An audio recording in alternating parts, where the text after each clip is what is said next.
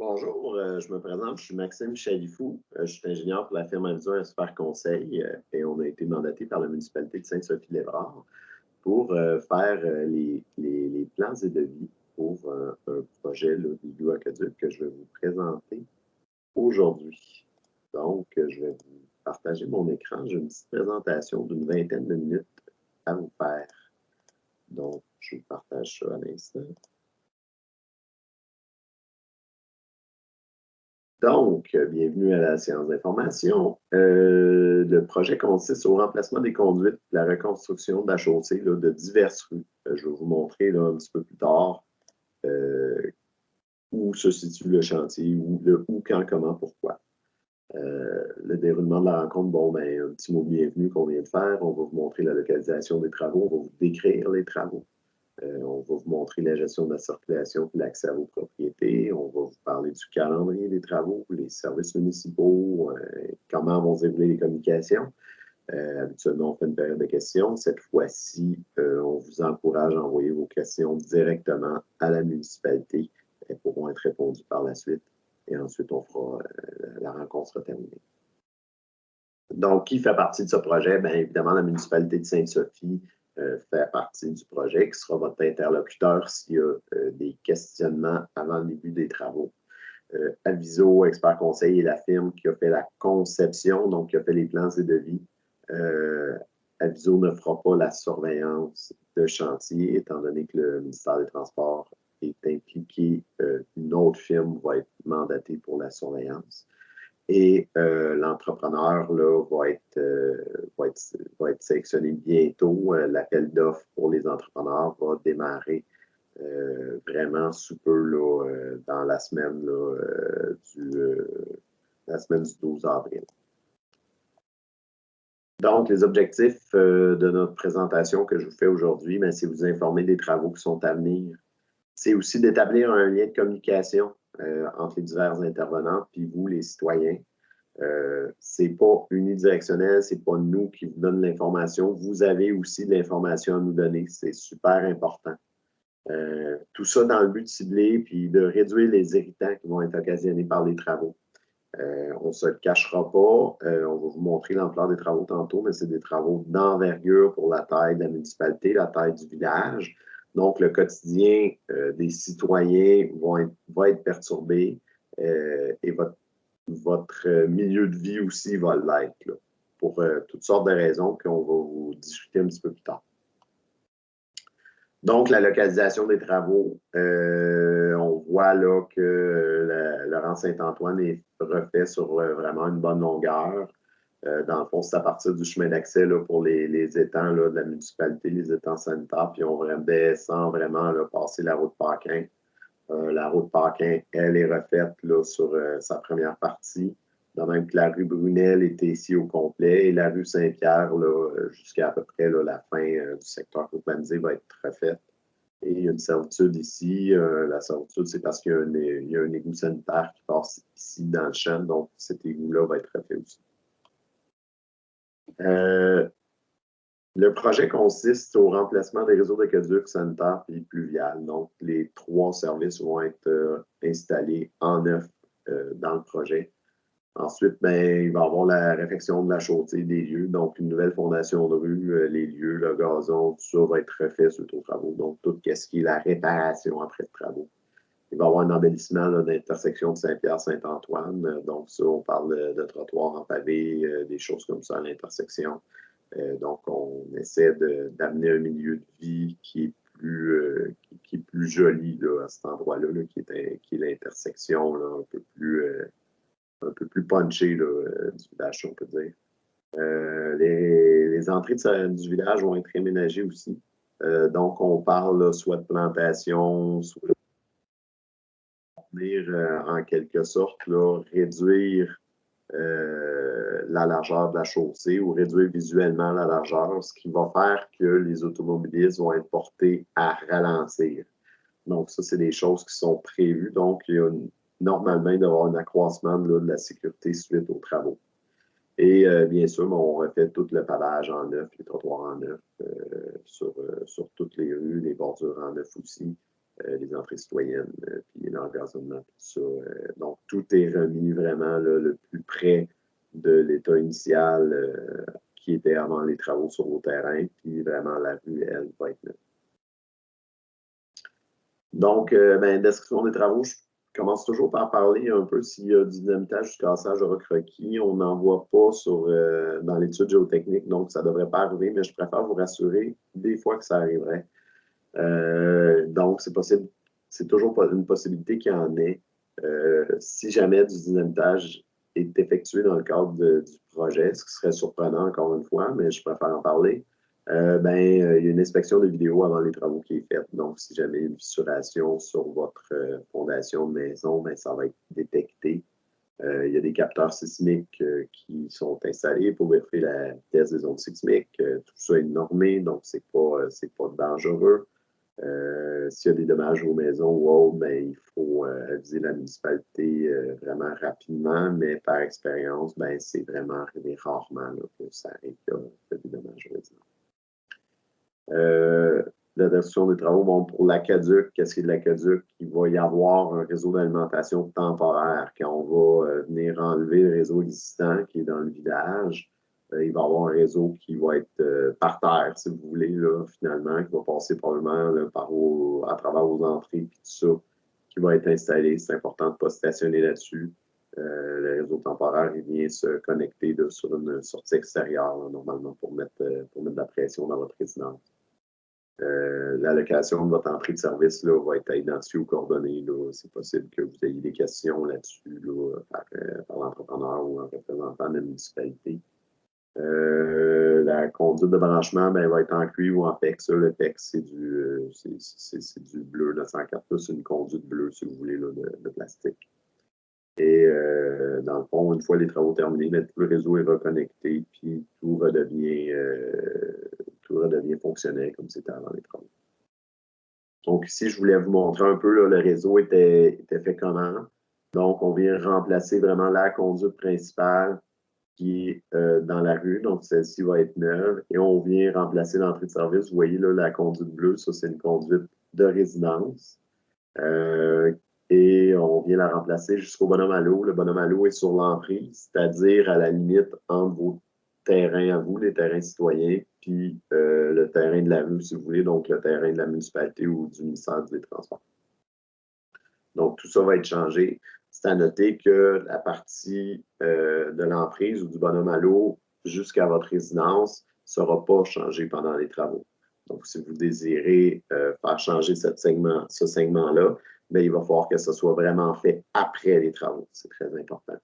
Et pas pendant. On ne veut pas qu'il y ait plus qu'un entrepreneur là, qui soit sur le site en même temps. Donc, pour qu'est-ce qui est là, du sanitaire, c'est un peu la même chose. L'entrée de service va encore là être accordonnée.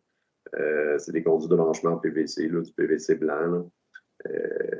Encore là, la connexion à votre résidence va être faite une fois les travaux terminés. Par contre, quand on dit à votre résidence, c'est encore une fois à l'emprise. Donc, les travaux qui sont vraiment sur le terrain de citoyen ne sont pas faits tout de suite. Et il y a des cheminées d'accès, faites pas le saut. Il y a un latéral, là, je vais vous montrer ça sur la photo ici. Donc, une cheminée d'accès qui va être là pour pouvoir tester le réseau. Ces réseaux-là, l'étanchéité est testée. Donc, l'entrepreneur se garde un accès pour venir bloquer vraiment là, entre votre résidence et les réseaux pour tester l'étanchéité du réseau qui est dans la rue. Par contre, il n'y a pas de souci là-dessus. Après que les réseaux soient testés, l'entrepreneur va venir couper cette conduite-là puis la remblayer. Donc, ça n'apparaîtra plus du tout. Puis ici, on voit là, le remblai puis un regard qui est en train de se faire poser. C'est possible en fait, c'est plus que possible qu'à un certain point, la rue ressemble un peu à ça. Une fois que toutes les conduites vont être posées, on vient reconstruire la chaussée. Donc, à un moment donné, là, la route va ressembler à ça. Donc, on vient mettre une sous-fondation. Après ça, qui est habituellement en sable. Ensuite, on vient mettre de la pierre. Donc, tout ça va faire une bonne assise là, pour le pavage. Ici, il y a des drains, donc la route va être drainée aussi. Donc, c'est vraiment là, une route qui devrait avoir une bonne durée de vie par rapport à ça. Vous voyez là, que l'accès à vos résidences va être perturbé à certains moments. Donc, on va y revenir plus tard. Mais c'est pas quelque chose qui va être très long. Une fois que la route va être faite, on voit ici que le pavage est fait, mais il y a la réfection des arrières, donc on vient remettre de la terre végétale, on revient tourber. S'il y a d'autres éléments, vos entrées, s'il y a eu des sentiers, s'il y a une haie de sel, mais tout ça qui a dû être enlevé par les travaux, mais tout ça va être replanté ou remis. Donc, c'est quoi les avantages? Pourquoi on fait ça? Bien, le remplacement des conduites, là, ça va permettre à ce qu'il y ait moins souvent de bris. Environnementalement aussi, c'est quand même beaucoup mieux. Il y a moins de fuites, que ce soit au niveau sanitaire ou au niveau de l'aqueduc. Comme je parlais tantôt, bien, les entrées du village vont être réaménagées, donc la sécurité devrait être accrue. Il va y avoir un nouveau pavage, donc les rayons des intersections aussi vont être retravaillés, donc la circulation devrait être plus confortable, plus facile. Et puis, comme je mentionnais tantôt, bien, le village va être embelli par le fait bon, que le pavage est neuf, les trottoirs sont neufs, puis tout ça, mais aussi par des choses particulières qui vont être prévues à l'intersection. Les responsabilités des citoyens, vous avez des devoirs aussi. C'est super important de suivre les indications de chantier. Il va y avoir toutes sortes d'affaires qui vont délimiter, surtout délimiter les travaux, puis vous indiquer par où cheminer, par où passer pour aller à votre résidence pour vraiment pas nuire aux travaux. C'est un beau passe-temps pour plusieurs personnes de suivre l'avancement des travaux, mais on vous demande de rester loin. C'est vraiment pour votre sécurité à vous et celle des travailleurs. Disons, l'opérateur d'appel a assez de choses à regarder. Les travailleurs, son travail à lui, les camions, tout ça, qu'il n'y a pas besoin qu'il y ait des citoyens en plus. Donc, c'est vraiment pour votre sécurité. Il faut surtout aussi surveiller les enfants. Les enfants ont tendance à vouloir aller voir les travaux de proche, mais il faut vraiment les amener plus loin.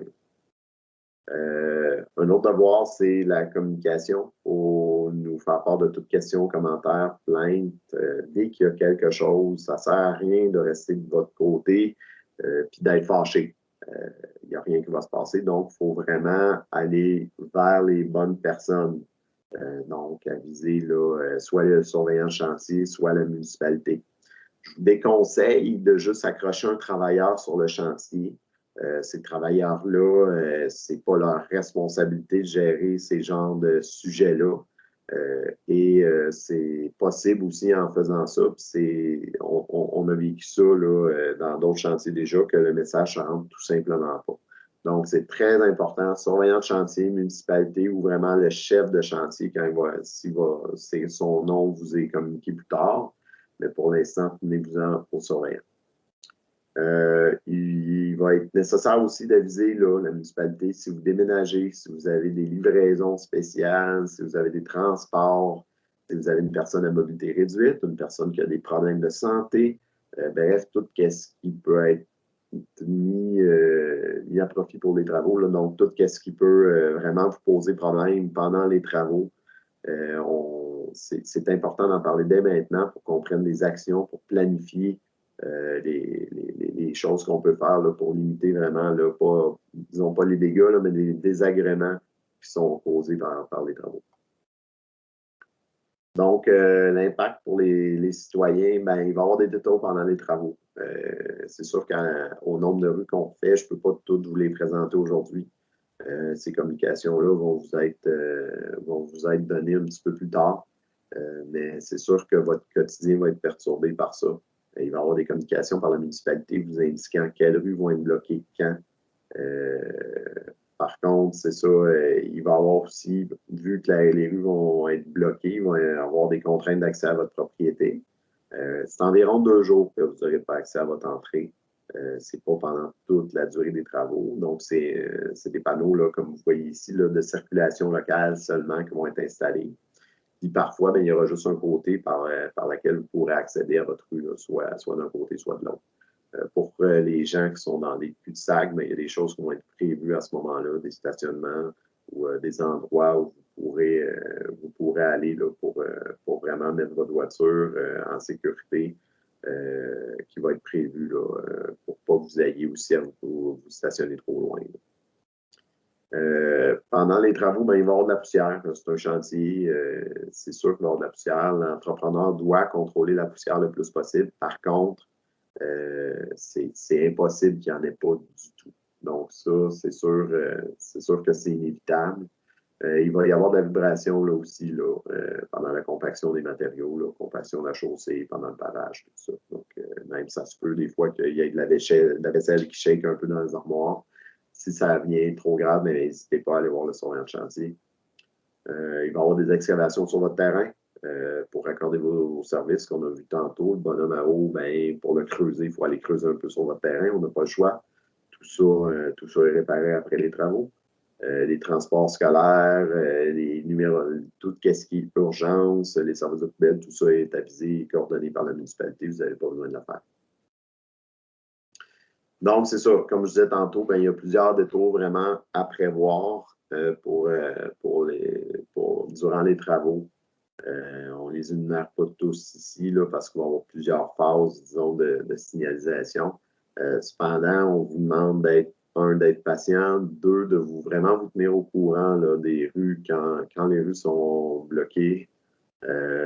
Parce que c'est sûr, ça va perturber votre quotidien le premier matin, surtout d'un phasage. On ne veut pas que vous ayez la surprise. Donc, ces informations-là vont vous être communiquées par la municipalité, mais c'est sûr qu'il va falloir peut-être se prévoir un 10 minutes, un 15 minutes de plus là, le matin pour se rendre au travail. Donc, ça, c'est quelque chose là, qui est inévitable. Avec les travaux qu'on fait, remplacer les 3 réseaux, on peut pas garder les rues ouvertes, c'est juste impossible. Pour ce qui est des calendriers des travaux, le début des travaux serait fin mai, début juin, donc le plus rapidement possible. La fin des travaux sur les rues du MTQ serait à la fin septembre et sur les rues locales en novembre.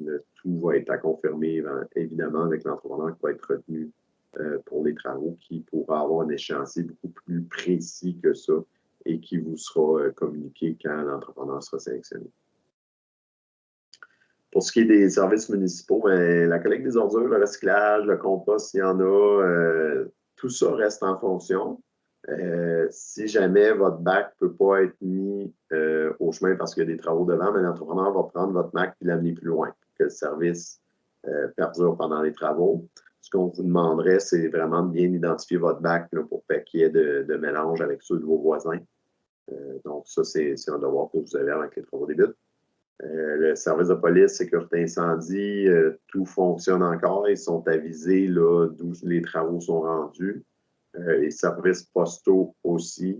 Puis le transport scolaire, pour la fin de l'année scolaire, au début de l'autre, vont être avisés.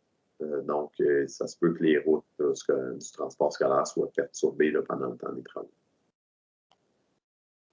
Pour ce qui est des travaux reliés aux résidences, il y a une vidéo qui va être faite avant le projet qui va prendre compte de tout votre terrain au complet, vraiment pour protéger votre terrain, puis vous protéger aussi là-dedans. Donc, on va vraiment avoir une vision avant des travaux. Donc, s'il y a quelque chose qui se passe, s'il y a quelque chose de manquant, s'il y a quelque chose de brisé, on va le voir tout de suite en se référant à cette vidéo-là. Donc, c'est vraiment pour vous protéger qu'on fait ça. Vous allez voir quelqu'un qui se promène en faisant une vidéo. Les arbres, les plantes vont être protégés le plus possible. C'est sûr que des fois, c'est inévitable de faire la coupe d'un arbre, mais on essaie le plus possible vraiment de tous les conserver. Les entrées de cours, on voit ici, quand la route va changer d'élévation à certains endroits. Donc, on vient refaire ce qui est nécessaire d'être fait sur votre entrée. On ne refait pas l'ensemble de l'entrée. C'est quelque chose, par contre, là, souvent à quoi les entrepreneurs sont ouverts d'aller refaire tout le reste, mais ça va être vraiment une entente entre vous et l'entrepreneur de pavage. Donc, appelez pas la municipalité pour avoir votre entrée de refaite au complet. La réponse ça va être non. Ce qui est refait, c'est vraiment qu'est-ce qui est brisé. C'est sûr qu'est-ce qui est prévu, c'est d'aller vraiment se raccorder au bon endroit sur votre entrée pour que vraiment vous ayez une entrée qui reste là, vraiment là, utilisable puis, selon les normes. Si vous avez un système d'irrigation, ça serait très important de nous aviser le plus rapidement possible. On avise l'entrepreneur qui fasse attention soit de ne pas briser ou qui prévoit le réparer tout simplement le plus vite possible. Donc, question d'avoir les pièces à temps et que ça ne traîne pas. Si vous avez des objets précieux, fragiles, le mieux, ce serait vraiment de le déplacer loin de la route pendant les travaux.